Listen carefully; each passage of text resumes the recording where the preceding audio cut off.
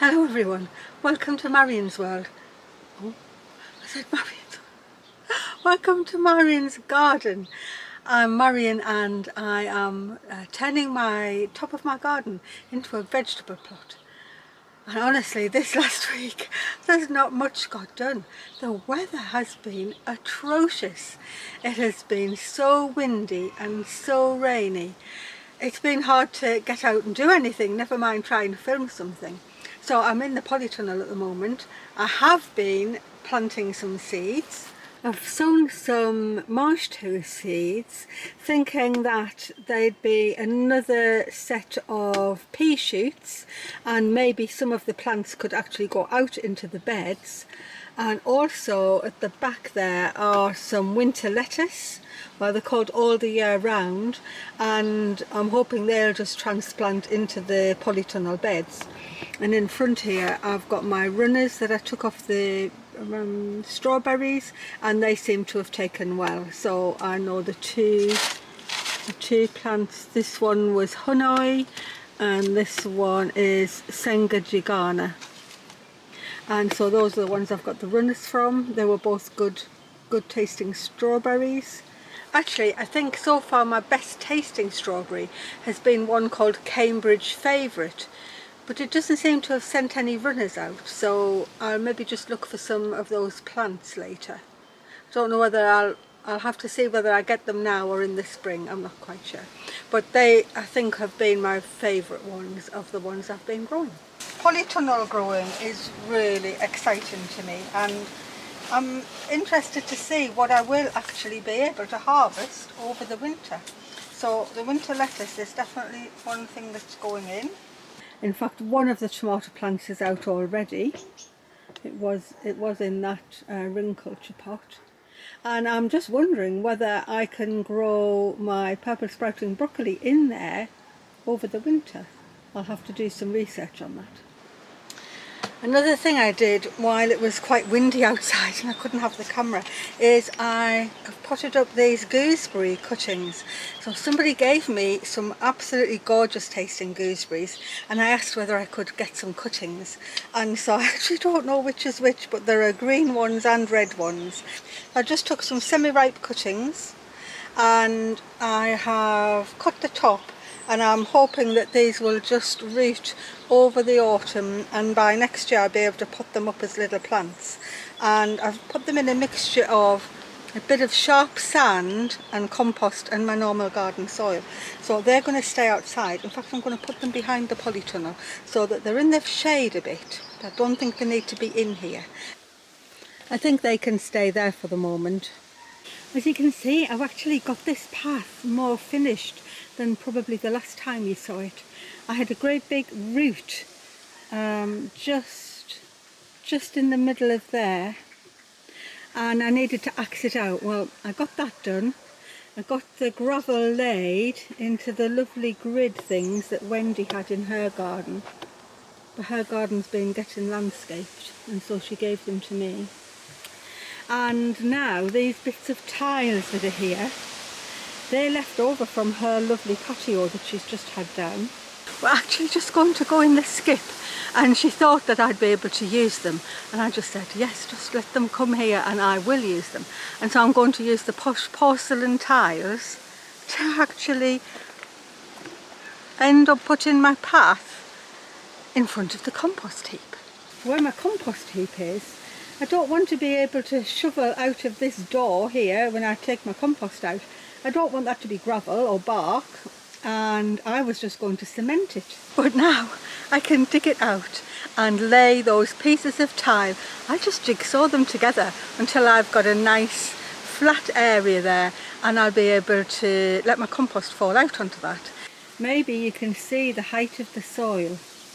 And I've got nowhere left to put it. This soil, it has got bindweed through it, so I don't want to take it to any other corner of my garden. So I'm just throwing it backwards, and then I'll sort it out at a later date. But it does mean that once I get round this corner, there's nothing stopping me laying Wendy's leftover bits of tile in between this raised bed and the compost, and I can get a bit of, paving that I can keep tidy. once that structure is finished, once I've got the paths finished all the way around, I feel I can move on to do the things that are desperately calling for me to do them, like finishing the little wall around where I've just shown you to keep the soil back, pruning the honeysuckle, the Philadelphus, and getting on with that area behind the shady bench. I did start to do some work on here until the wind and the rain stopped me, but I took the nettles out and then discovered that there was some nice things still alive there. One of them is this lovely maidenhair fern, which is just going through the ground, and I'll definitely be preserving that. The rest of it does look a great big mess, but at least I've made an inroads. And if the weather would just let me, I want to just finish this edge off here. I'm going to take those few tiles and add them to the ones I got a couple of weeks ago, and I'm going to finish this whole piece on the other side of the pond with my logs that I've got waiting everywhere. I just need the wind to stop, the rain to stop, and then I feel I could get on with it. There's no sign of it happening at the minute. We just got high winds again today. They're just a little bit less than they were at the weekend, but they're still pretty bad. Just look at what they've done to my cabbage beds.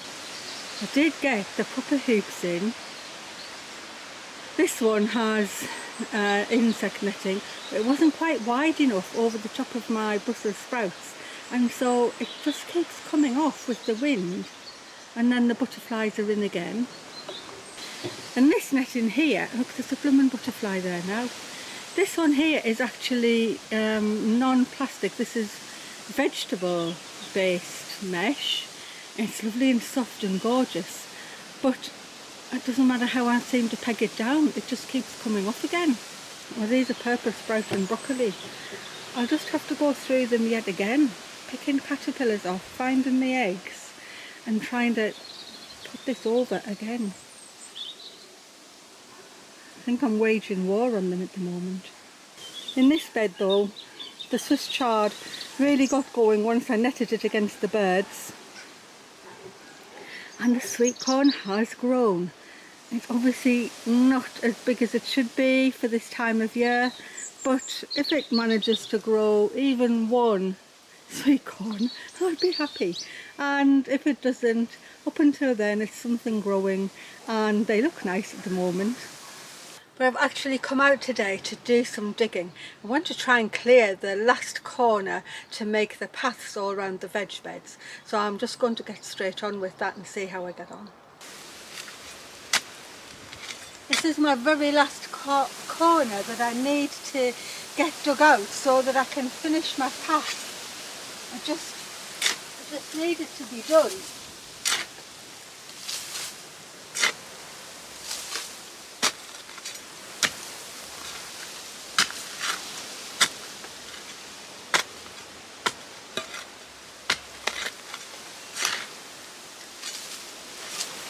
I just keep spreading the soil around into the back of here, and I'll deal with it when I can. It's just more important to get the path all the way around.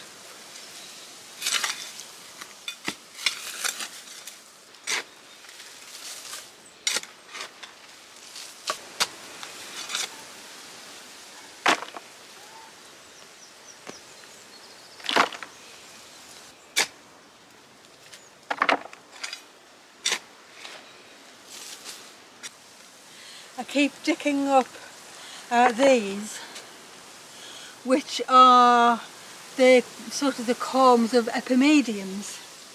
I had a lovely one there. I dug the whole clump up, ready to move. I haven't found somewhere for it to go yet. But there's obviously more of the root, the corms under the ground. Well, I've got the corner dug out flat, and so I'm just going to try and show back the high soil with my logs. I'm only going to use the ones I know are definitely dead, because some of that willow is still trying to grow and I don't want that. But I'm going to use the logs because as they rot down, I can just pile stuff on top of them, and I think the logs look really nice as an edge in it here.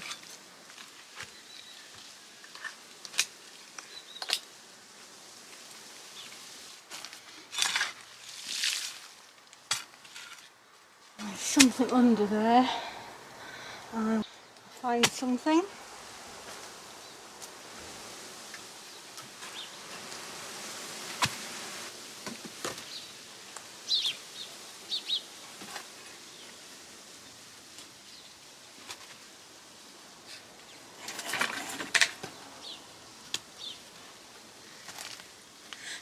This is a bit of the old shady bench. It's still going to be working.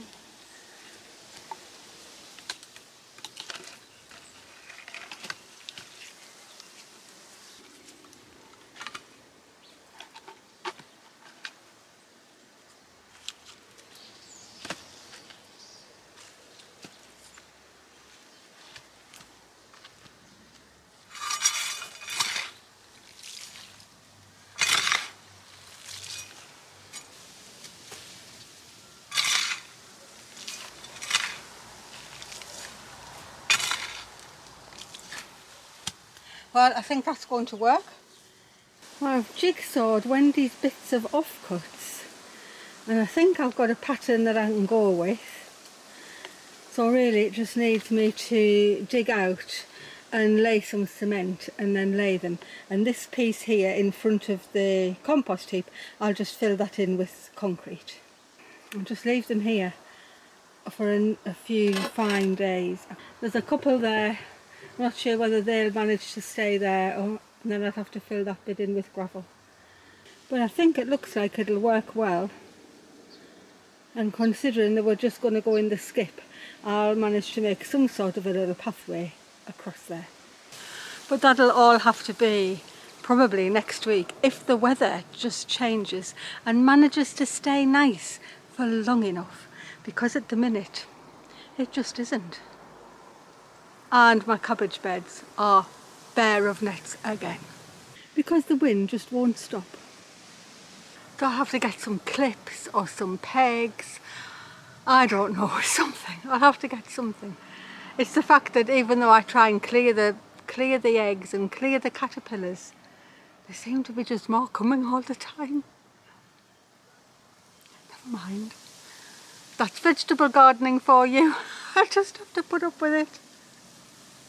Anyway, see you next week, and I'll update you on what the caterpillar war is going on in Marion's garden, and also whether it's been nice enough to lay these tiles.